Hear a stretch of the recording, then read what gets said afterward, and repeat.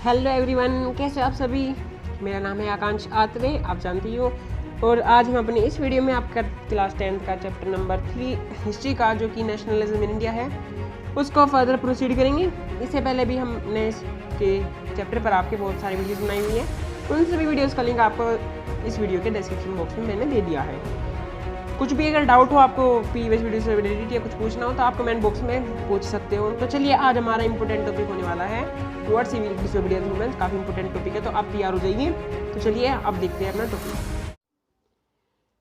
ये जो टॉपिक है आपका टुवर्ड्स सिविल डिसोबीडियंस मूवमेंट, ये काफ़ी कुछ अपने पास चीज़ें बटोर कर रखता है।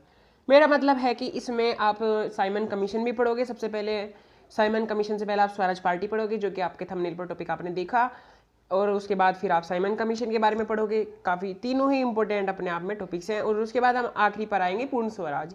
ये टुवर्ड्स सिविल डिसोबीडियंस मूवमेंट एक तरह से आपका सिविल डिसोबीडियंस से पहले आपको उसके लिए रेडी करेगा, यानी एक बेस तैयार करेगा कि आप सिविल डिसोबीडियंस मूवमेंट की हमें उस समय जरूरत क्यों पड़ी। जैसे कि हमने नॉन कोऑपरेशन मूवमेंट में देखा था कि नॉन कोऑपरेशन मूवमेंट को पढ़ने से पहले हमने राउलेट एक्ट, जलियांवाला बाग, खिलाफत मूवमेंट, ये सब पढ़े थे। उनका एक तरह से बेस पढ़ा था, तब जाके हमें समझ में आया था कि नॉन कोऑपरेशन मूवमेंट की जरूरत क्यों पड़ी। सेम उसी तरीके से आज हम इसका इंट्रोडक्शन पार्ट करेंगे, फिर हम अगली वीडियो में अपने सिविल डिसोबीडियंस मूवमेंट पे चलेंगे। आज तो ये हमें उसकी तरफ ले जा रहा है, सिविल डिसोबीडियंस के बारे में नहीं पढ़ेंगे, ठीक है ना। इस टॉपिक में यही है। तो चलिए बस शुरू करते हैं। आप साथ में एक एनसीईआरटी बुक ले लीजिए और पेंसिल, और हाँ, पेंसिल को अपने मुंह में डालना, उसको लिखने के लिए उपयोग करना, यूज़ करना, ठीक है। तो देखिए, इसे शुरू करने से पहले मैं आपको एक बात बता दूं। चलिए शुरू करते हैं। इन फरवरी 1922, इसके बाद बताऊंगा आपको, Mahatma Gandhi decided to withdraw non cooperation movement.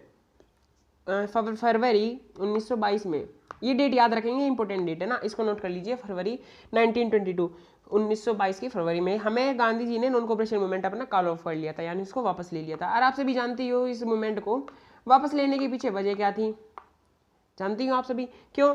क्योंकि नॉन कोऑपरेशन मूवमेंट हमने शुरुआत से ही देखा है। टाउन्स, यानी कि जब शहरी क्षेत्र में नॉन कोऑपरेशन मूवमेंट स्टार्ट हुआ था, वहाँ पर जो स्कॉलर्स थे, लॉयर्स थे, हेडमास्टर थे, टीचर्स थे, उन्होंने बाइकआउट करना, यानी सिविल सर्विसेज जो भी थी गवर्नमेंट द्वारा, वो उसको छोड़ दी थी, बाइकआउट करना शुरू कर दिया था। लेकिन बाद में उन सभी लोगों को वापस काम पर जाना पड़ा, क्योंकि इतने दिनों तक वो लोग बहिष्कार नहीं कर पाए, बाइकआउट नहीं कर पाए किसी कारण से, और वहाँ पर कुछ वायलेंस भी हो गई थी, तो इस वजह से नॉन कोऑपरेशन मूवमेंट वापस लेना पड़ा। उसके बाद फिर कंट्री साइड, जब हमने ग्रामीण क्षेत्र में देखा, वहाँ पर हमने क्या देखा था कि जो तलुकदार हैं और फिर लैंड लॉर्ड से जो बड़े जागीरदार हैं, उनका बहिष्कार किया था। लेकिन बाद में ट्राइबल कम्युनिटी जो थी, ट्राइबल पीजेंट जो थे, श्रमिक किसान थे, सॉरी आदिवासी किसान थे, वो क्या कर रहे थे, वो वायलेंट हो गए थे, जिस वजह से गांधी जी को वहाँ पर भी मूवमेंट अपना वापस लेना पड़ा। और इससे पहले हमने देखा था कि कैसे स्वराज प्लांटेशन में भी ये मूवमेंट वापस लेना पड़ा था, क्योंकि वो वहाँ पर भी वायलेंट हो गया था। सेम उसी तरीके से इन सभी कारणों के चलते हुए नॉन कोऑपरेशन मूवमेंट कोई कुछ ज़्यादा खास अपना कर नहीं पाया। इस वजह से गांधी जी को सिविल डिसोबीडियंस मूवमेंट के तरफ चलना पड़ा, क्योंकि शुरुआत में भी गांधी जी ने कहा था, अगर जो ब्रिटिश गवर्नमेंट है, अगर वो रिप्रेस करने की कोशिश करती है किसी नॉन कोऑपरेशन मूवमेंट को, तो हमें full civil disobedience movement launch करना पड़ेगा। आप सभी ने अगर मेरे से जुड़े हुए हो तो आपको जरूर पता होगा। देखिए, 4 मिनट में तो मैं टॉपिक डिस्कस आपको कर नहीं सकता हूँ, 4 मिनट तक तो आपका इंट्रोडक्शन ही हो गया है। इसलिए आप प्लीज़, जो आपको 4 मिनट में एक्सप्लेन कर रहा हूँ, आप पर जाके देख लीजिए, क्योंकि टॉपिक 4 मिनट में बड़ा टॉपिक एक्सप्लेन नहीं किया जा सकता, ठीक है ना। तो चलिए आगे देखते हैं। He felt the movement was turning violent in many places and satyagrahis needed to be properly trained before they would be ready for the mass struggles. जैसे कि मैंने आपको बताया, उन्हें लग रहा था कि ये मूवमेंट वायलेंट हो जाता है, इस वजह से नॉन कोऑपरेशन मूवमेंट हटा रहे थे गांधी जी उस समय। और जो सत्याग्रही थे, उन्हें लग रहा था कि इन सभी को, किसी मूवमेंट को चलाने से पहले इनको पहले ट्रेंड करना हमें चाहिए। आगे क्या होता है, within the Congress some leaders were by now tired of mass struggles and wanted to participate in the decision of provincial councils that had been set up by the government of India Act of 1919. By the Indian Act of 1919 का एक act हमें दिया गया था India को। India यानी British द्वारा हमें उस समय छूट, आप रियायत कह सकते हो, जो कि हमें एक उन्होंने मुहैया कराया था उस समय। उसमें क्या था, लिखते हैं, जो विद इन कांग्रेस, यानी कांग्रेस के अंदर ही उस समय क्या हुआ था कि जो मेंबर्स थे कांग्रेस में, वो टायर्ड यानी थक चुके थे वो मास स्ट्रगल से, ऐसे मास स्ट्रगल से जो कि नॉन कोऑपरेशन मूवमेंट है। इससे होता तो कुछ नहीं, लेकिन बाद में रिजल्ट क्या निकलता है कि ये मूवमेंट बहुत ज़्यादा वायलेंट हो जाता है। ऐसे वाला मैंने देखिए, मैंने आपको एक स्माइल में ड्राइंग बहुत अच्छी, आप तो जानते ही हो।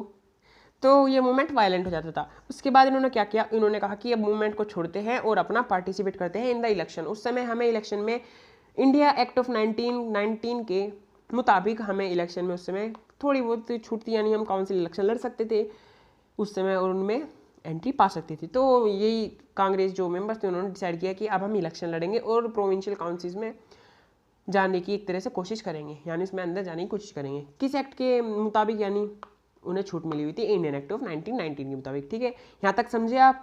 अब आगे देखते हैं। They felt that it was important to oppose British policy within the councils. इनका मेन उद्देश्य क्या था, यानी इनका आर्गुमेंट क्या था, ऐसा उन्होंने क्यों करना चाहते थे, ये मूवमेंट से तो थक चुके थे, मास एजुकेशन मूवमेंट थे। तो उन्होंने सोचा अगर हम किसी भी तरह उनके गवर्नमेंट पॉलिसीज में घुस गए, यानी इलेक्शन लड़कर अगर हम उनके ब्रिटिश गवर्नमेंट में आ गए, हमने थोड़ी ताकतें हासिल कर ली, यानी पावर्स, अपनी रूलिंग पावर्स अपने हाथ में ले ली, तो हम उनका विद इन द काउंसिल, यानी समिति जो कमेटी बैठती थी अंदर काउंसिल में, सभा में ही, वहाँ पर भी हम उनका विरोध कर सकते हैं। यानी हम जहाँ जो इसकी जड़ है हम वहाँ पर ही से इसका विरोध शुरू कर सकते हैं, ना कि इस किसी भी एक्ट के लागू होने के बाद। समझ रहे हैं ना आप? हाँ, तो argue for reform and also demonstrate that this council were not only democratic. और ये जैसे ही मैंने आपको बताया, हाँ, ये लोग सोच रहे थे उस समय कि हम जो भी कुछ सुधार है वो वहीं पर ही करा सकते हैं एक्ट पास होने से पहले, क्योंकि काउंसिल में अगर ये एंटर कर जाएंगे एक तरह से उनकी गवर्नमेंट में, तो फिर वहाँ जाहिर सी बात है वहाँ पर अपना और अच्छे तरीके से बात रख पाएंगे, क्योंकि उनके फिर इजाज़त भी मिल जाएगी। तो ये रिफॉर्म का मतलब सुधार, अगर कोई भी सुधार की आवश्यकता पड़ेगी तो हम काउंसिल में ही जहाँ से इसकी शुरुआत होगी वहीं पर कर सकते हैं। And demonstrate that this council were not only democratic, और हम ये प्रचार कर सकते हैं वहाँ पर ही काउंसिल के अंदर रहकर कि ये जो मूवमेंट ब्रिटिशर्स लगा रहे हैं, अगर ऐसा हुआ तो कि वो पूरी तरह से लोकतांत्रिक नहीं है। ठीक है, अब देखिए अब यहाँ पर आपका स्वराज पार्टी आने वाला है। CR. Das and Motilal Nehru, काफ़ी इंपॉर्टेंट नेम है, दोनों ही इंपॉर्टेंट पर्सनैलिटीज थी उस समय की, एग्जाम में काफ़ी बार पूछा जाता है, आप इसको जरूर मार्क करेंगे। प्लीज़ मार्क इट, इसको प्लीज़ मार्क करें अपनी कॉपी में। ठीक है, और नोट्स तो आपके डिस्क्रिप्शन बॉक्स में ही है, जैसे कि मैं आपको मेरी वीडियो के फॉर्मेट आप शुरू से जानते ही हूँ। C.R. Das and Motilal Nehru formed the Swaraj Party within the Congress to argue for a return to the council politics. C.R. Das and Motilal Nehru वे दो व्यक्ति थे जिन्होंने स्वराज पार्टी का गठन किया। Swaraj party was formed by the two persons namely C.R. Das and Motilal Nehru. Motilal Nehru जो थे वो जवाहरलाल नेहरू के पिताजी थे। तो इन दो व्यक्तियों ने स्वराज पार्टी उस समय निर्माण किया। काफ़ी इंपॉर्टेंट है दोनों ही, जैसे मैंने आपको बताया, इसको मार्क करना है। Within the Congress to argue for a return to council politics. इन्होंने स्वराज पार्टी का क्यों गठन किया, क्योंकि ये जो काउंसिल में यानी इलेक्शंस में राजनीति में वापस से लौट रहे थे, तो उन्होंने अपना स्वराज पार्टी बनाकर राजनीति में वापस लौटने का फैसला किया था उस समय। ठीक है, तो ये तो थे स्वराज पार्टी के किन दो व्यक्ति ने इसको निर्माण किया था। But younger leaders like Jawaharlal Nehru and Subhash Chandra Bose pressed for more radical mass education and full independence movement. शुरुआत से देखिए ये भी हम इंपॉर्टेंट है बहुत। अब होता क्या है, स्वराज पार्टी में जो C.R. दास थे एंड मोतीलाल नेहरू थे, ये क्या थे, ये उस समय के काफ़ी पुराने यानी एक एक्सपीरियंस लीडर थे उस समय। एक्सपीरियंस यानी इनके ये काफ़ी अच्छी चीज़ें उस समय जानते थे। लेकिन उसी समय जो जवाहरलाल नेहरू थे, जानते हो आप इन्हें, हमारे फर्स्ट प्राइम मिनिस्टर भी थे, एंड सुभाष चंद्र बोस, इन्हें भी आप जानते हो। ये उस समय क्या थे, ये यंगर लीडर्स थे, यानी ये एक तरह से यंग नेता थे, यानी नई पर्सनैलिटीज़ थे जो कि आंदोलन में उस समय उभर कर आ रहे थे। अरे 1929 में तो ये यंग ही होंगे ना। एंड फिर होता क्या है, सॉरी 1919 में, और फिर उसके बाद क्या होता है, Bose press for more radical mass education and for full independence. और इनका क्या मानना था, इनका मानना इनकी कांग्रेस पार्टी के विपरीत था। यानी इनके जो बड़े उस समय लीडर्स थे, उनका जो सोचना था इन सुभाष चंद्र बोस एंड जवाहरलाल नेहरू का उनसे अलग था। ये क्या सोच रहे थे, ये रेडिकल मास एजुकेशन करना चाहते थे, यानी खुलकर सामने आना चाहते थे अपने विचारों को किसी भी तरीके से, चाहे जोर अपना कर करे या फिर ये अपना जो इनका विचार थे उनको सामने रखना चाहते थे, चाहे उनको उसके लिए इनको जोर अपनाना पड़े, जबरदस्ती करनी पड़े, कुछ भी। और ये फुल इंडिपेंडेंस चाहते थे। इस पॉइंट को नोट करेंगे क्योंकि आगे इसका टॉपिक में डिस्कस जरूर आएगा।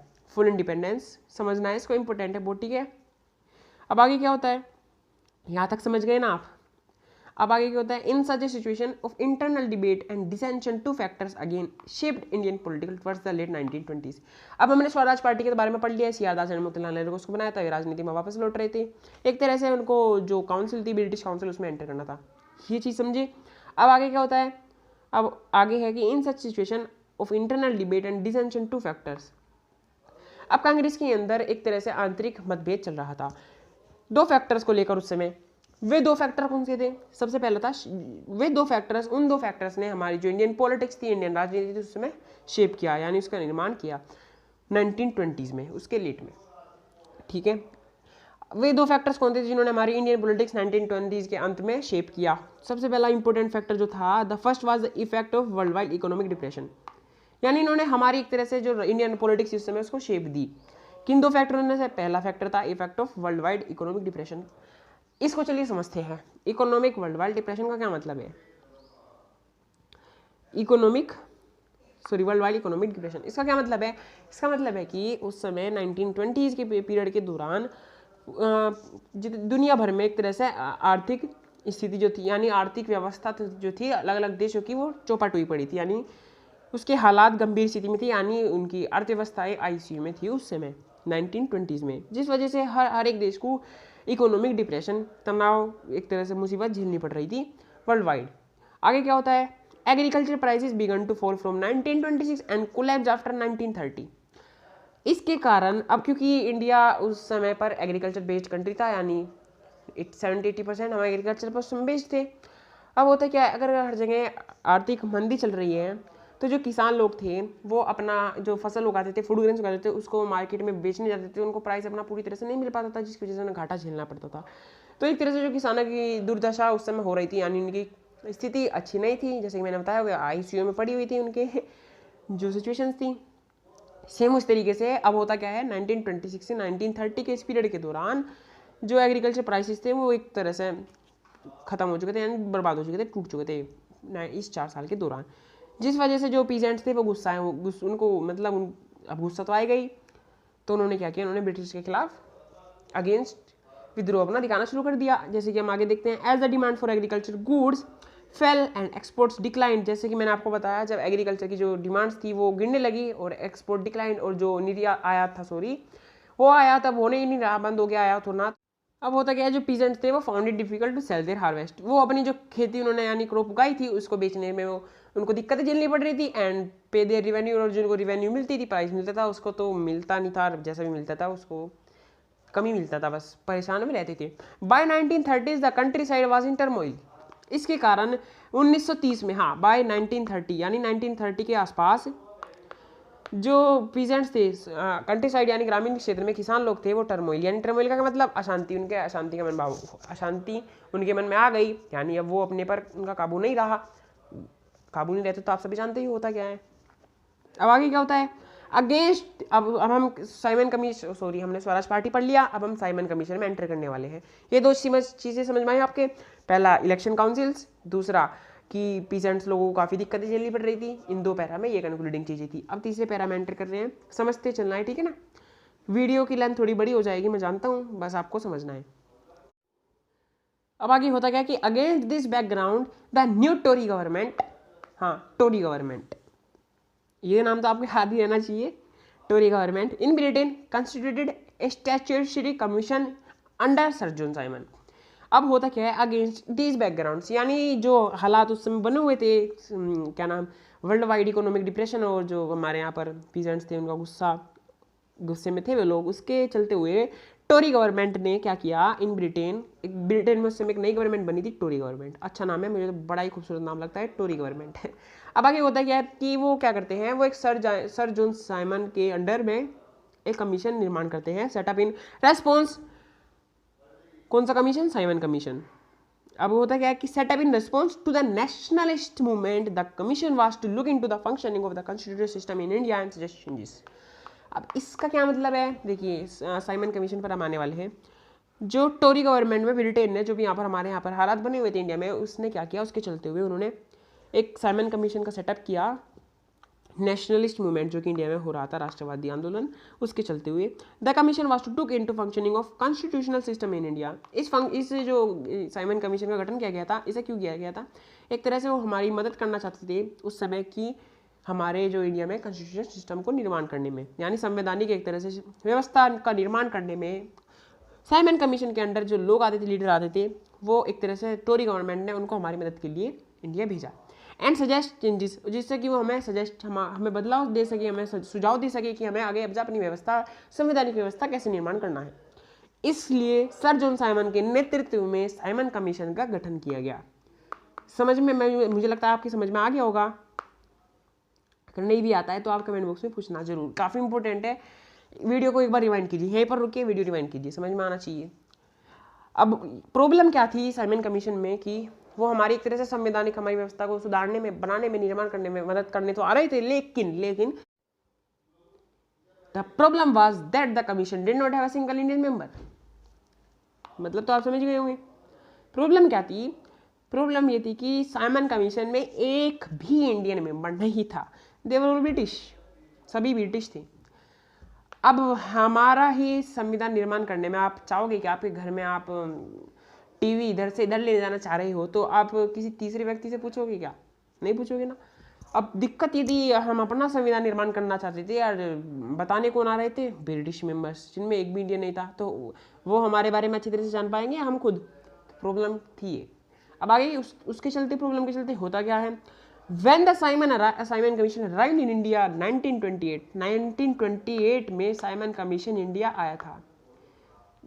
ये कोई व्यक्ति नहीं है, Simon commission sir John Simon के नेतृत्व में विक्टोरिया गवर्नमेंट ने इंडिया की हेल्प के लिए भेजा था, हमारे कॉन्स्टिट्यूशनल सिस्टम को रिफॉर्म करने के लिए। समझ गए ना।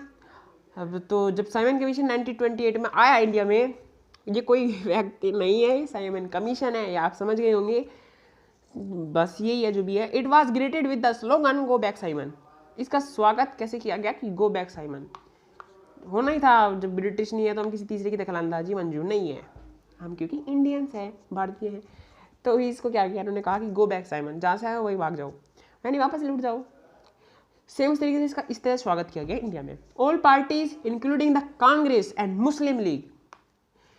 पहले पीजेंट्स, देखना पीजेंट्स भी गुस्से में थे, अब मुस्लिम लीग यानी कांग्रेस को छोड़कर जो विपक्षी दल थे, यानी जो और पार्टीज थी, वो भी इसका बढ़ चढ़ कर सहयोग कर रही थी। ये पॉइंट इंपॉर्टेंट है नोट करने के लिए। पीजेंट्स की हालत की वजह से, वो मैं क्यों बता रहा हूँ आपको लास्ट में समझ में आएगा कि पीजेंट्स का नाम मैं बार बार क्यों ले रहा हूँ, वो लेना पड़ रहा है क्योंकि इंपॉर्टेंट है, आपको लास्ट में समझ में आएगा।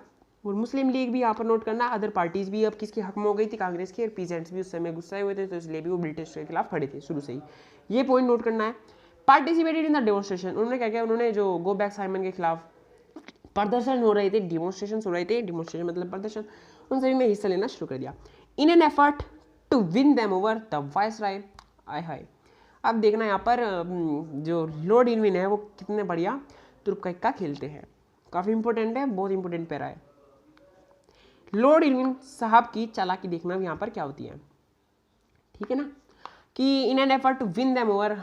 अब जो लॉर्ड इरविन है, वायसराय है ब्रिटिश के, ब्रिटेन के, अब वो क्या करते हैं, अब वो हमारे ऊपर एक तरह से जीतने के लिए, हमसे जीतने के लिए कुछ एक तुर्क की बाजी खेलते हैं। अब वो क्या करते हैं, अनाउंस इन अक्टूबर 1929, साइमन कमीशन के एक साल बाद अक्टूबर 1929 में होता क्या है, wagyu offer of dominion status. शायद आपने इसके बारे में सुना हो, मैं इसके बारे में आपको भी बताऊंगा अच्छे से। For India in an unspecified future and round table conference to discuss a future constitution. अब होता क्या है, अब जो लॉर्ड इरविन साहब है वो हमको लॉलीपॉप थमाने की कोशिश करते हैं, हाँ लॉलीपॉप देने की कोशिश करते हैं। इस लॉलीपॉप में आता क्या था, ये लॉलीपॉप हमें जो मिल रहा था 1929 अक्टूबर में, a vague offer of dominion status. Gandhi ji उस समय गए थे वहाँ पर सुझाव के लिए लॉर्ड इरविन के पास। उस समय अगर आपने कहानी सुनी हो कि डोमिनियन स्टेटस में क्या था, यानी ये डोमिनियन स्टेटस में हमें सेल्फ रूलिंग गवर्नमेंट तो दे रहे थे। समझना, सेल्फ रूलिंग गवर्नमेंट मतलब कि ये कह रहे थे कि तुम अपनी सरकार बनाओ और अपने लीडर्स बनाओ और अपने देश का नेतृत्व करो, लेकिन करोगे तुम काम किसके, हमारे अंडर में। इंडिया पर रूलिंग गवर्नमेंट तो हमारी होती, यानी इंडियंस की होती, लेकिन वो किसके अंडर में आती, क्या नाम, ब्रिटिश के अंडर में आती। यहाँ पर होती आती काफ़ी बहुत कुछ राइमिंग हो गई है, इससे हटती है। समझ गए ना, डोमिनियन स्टेटस हमको मिल रहा था, यानी हम अपने तरीके से अपने देश का नेतृत्व कर सकते थे, लेकिन अंडर हम अब भी हम किसके थे, ब्रिटिशर्स के अंडर, यानी फुल इंडिपेंडेंस नहीं था। क्या नहीं था, फुल इंडिपेंडेंस, ठीक है। और ये हमें एक तरह से राउंड टेबल कॉन्फ्रेंस भी दे रहे थे। राउंड टेबल कॉन्फ्रेंस क्या कर रहे थे, यानी इन्होंने गोलमोल सा प्रस्ताव हमारे सामने रखा। गोलमोल से का मतलब, जैसे कि मैंने आपको बताया, हमें लॉलीपॉप थमाना चाह रहे थे, क्योंकि यहाँ पर इंडिया में सोचा कि बहुत सारे संघर्ष हो रहे हैं, चलिए उनको बेवकूफ़ बनाने की कोशिश करते हैं। होता है ना, अगर बच्चा कोई जिद करता है तो उसको मनाने की घर वाले क्या करते हैं, उसको 5-10 रुपये दे देते हैं चीज़ के लिए और खुश हो जाता है। सेम उस तरीके से हमारे साथ भी वही किया गया। अब आपके साथ समझ में आ गया होगा। और हमें कहा गया कि तुम डोमिनेट स्टेटस भी ले लो, और राउंड टेबल कॉन्फ्रेंस जो होती थी ब्रिटिश में, एक डिबेट होती यानी एक मीटिंग, एक राउंड टेबल, यानी ये राउंड टेबल हो गई आपकी, और यहाँ पर ये बेंचेस हो गई। अब मेरी ड्राइंग तो बहुत अच्छी है, आप सभी जानती हो, समझिए ना आप। ये राउंड टेबल कॉन्फ्रेंस यानी आप यहाँ पर आकर अपनी जो भी स्थिति है, आप गवर्नमेंट को कैसे काम कर रहे हो, वो चीज़ आप यहाँ पर आकर डिस्कस कर सकते हो। ये राउंड टेबल कॉन्फ्रेंस उस समय पर रखी गई, यानी हमको इजाज़त दे दी गई इन दो चीज़ों की। लेकिन this did not satisfy the Congress leaders, होना ही था जो कि अच्छी बात थी। हमें इस प्रस्ताव ने जो कांग्रेस के लीडर्स थे उसको सहमत नहीं किया, जो कि करना भी चाहिए था। अब होता क्या है, the radicals with in the Congress led by Subhash Chandra Bose and Jawaharlal Nehru, यानी उस समय यंग लीडर से जो स्थान में खूब सारा, और आप सभी जानते हो कि आप भी यंग हो, समझ सकते हो। Jawaharlal Nehru and Subhash Chandra Bose became no more assertive, और वो इस बात को सुनकर उनको काफ़ी गुस्सा आया, और उन्होंने यंग लीडर्स जो की थे तो उन्होंने इसका जवाब अपने मन में गुस्से की भावनाओं को उमड़ पड़ी थी कि हमें लॉलीपॉप थमाने की कोशिश कर रही हूँ, अगर आपको लॉलीपॉप देगा तो आपको कैसा लगेगा। उसी तरीके से the liberals and moderates who were proposing a constitutional system with in the framework of British dominion gradually lost their influence. अब होता क्या है, अब ये इंपॉर्टेंट है बहुत। जो लिबरल्स थे और मॉडरेट्स थे, यानी उदारवादी लोग थे और मध्यम वर्गीय लोग थे, जो कुछ लोग इस प्रस्ताव से, वैसे अगर आपको बता दूं, सहमत भी थे डोमिनियन स्टेटस से उस समय। Who were proposing a constitutional system within the framework of British Dominion, जो कि प्रपोज करना चाहते थे, अपना एक संवैधानिक व्यवस्था बनाना चाहते थे, किसके अंदर में, ब्रिटिश डोमिनियन के अंदर में। मैंने आपको बताया ना कि ये सहमत थे, कुछ लोग सहमत थे। तो उन्होंने क्या किया, उनका ग्रेजुअली लॉस्ट देयर इन्फ्लुएंस। अब उनका कांग्रेस पार्टी के अंदर अपना जो प्रभाव है, वो अपनी छवि है उनकी, वो छवि बिगड़ती जा रही थी, और वो अपनी छवि एक तरह से खोते जा रहे थे, जो कि होना भी था। इन दिसंबर 1929, अब दिसंबर 1929, अक्टूबर से हम दिसंबर में आ गए हैं, जरा डेट्स पर भी फोकस रखा करें, ठीक है ना। Under the presidency of Jawaharlal Nehru the Lahore Congress formalize the demand of Purna Swaraj. अब स्वराज पार्टी हो गई, साइमन कमीशन हो गया, अब क्या टॉपिक आया, पूर्ण स्वराज। समझ में आया ना पूर्ण स्वराज क्यों आया, डोमिनियन स्टेटस की वजह से। अब 1929 में जो कि यंग लीडर थे जवाहरलाल नेहरू, वो क्या करते हैं, उसकी उनको अध्यक्षता मिल जाती है लाहौर कांग्रेस में, यानी लाहौर में। देखिए इस पॉइंट को इंपॉर्टेंट नोट करना है, एग्जाम में जरूर पूछा जाएगा। आपके मैप एक्सरसाइज आएगी जहाँ पर आपको लाहौर मार्क करना होगा। In December 1929 under the presidency of Jawaharlal Nehru the Lahore Congress formalize the demand of Purna Swaraj. अब जब अध्यक्षता मिल जाती है जवाहरलाल नेहरू यानी एक तरह से इलेक्शन में जीत जाते हैं, वो कहाँ पर, लाहौर में, दिसंबर 1929 में, और formalise the demand of Purna Swaraj, और वो जो पूर्ण स्वराज की मांग थी उसको डिमांड को वो उठाते हैं वहाँ पर। मैप एक्सरसाइज आ सकती है यहाँ, इस टॉपिक को डेट आ सकती है, तो आपको लाहौर मार्क करना होगा, इंपॉर्टेंट पॉइंट है, इसको जरूर नोट करना है, ठीक है। नोट्स आपके डिस्क्रिप्शन बॉक्स में ही है, अगर चाहे तो बाद में वहाँ से लिख लेना। It was declare that 26 January 1930 would be celebrated as Independence Day when people were to take a place to struggle for complete independence। अब 1929 में चूंकि गांधी को क्या नाम, जवाहरलाल नेहरू को प्रेसिडेंसी मिल जाती है, अध्यक्षता मिल जाती है, और वो पूर्ण स्वराज की मांग को उठाते हैं, तो उन्हें उस समय जो लोग थे वो ऐसा मान रहे थे कि 26 जनवरी 1930 को हम इंडिपेंडेंस डे के तौर पर मनाएंगे। मतलब कि हम 26 जनवरी यानी दिसंबर 1929 के एक महीने बाद ही हम आज़ाद हो जाएंगे, जो कि ऐसा नहीं हुआ, आप सभी जानते हो। 47 में हम आज़ाद हुए थे। Day when people were take to a place to struggle for complete independence, जहाँ पर जो लोग हैं वो संघर्ष, जो अपनी इनका आज़ादी के लिए संघर्ष था, उसकी वो शपथ लेंगे, यानी एक तरह से इंडिपेंडेंट नेशन हम बन जाएंगे, लेकिन हुआ नहीं। और उस समय ये 26 जनवरी, इसीलिए 26 जनवरी 1915 को हमारा संविधान जो था उसको रखा गया, लेकिन ये निर्माण पहले ही हो चुका था, 1-2 महीने पहले। लेकिन इसी के चलते ये जो डेट थी ये इंपॉर्टेंट उस समय रही थी, इसलिए इन्होंने 26 जनवरी 1915 को अपना हमारा जो इंडियन कॉन्स्टिट्यूशन था उसको निर्माण किया गया, समझते हो ना। फिर ये रिपब्लिक डे मनाया गया कब, 20 साल बाद गणतंत्र दिवस मनाया गया, आप सभी जानते हो। But the celebrations attracted very little attention. लेकिन हुआ क्या, जो 26 जनवरी 1930 को हम इंडिपेंडेंस डे मनाना चाह रहे थे, उसको कुछ क्या नाम, इंडिपेंडेंस डे के लिए कुछ ही लोगों ने अपना अटेंशन दी, यानी ज़्यादा लोग उससे प्रभावित नहीं हुए थे, सब इसको ऐसे ही वही चीज़ समझ रहे थे। So Mahatma Gandhi had to find a way to relate the abstract idea of freedom to more concrete issues of everyday life.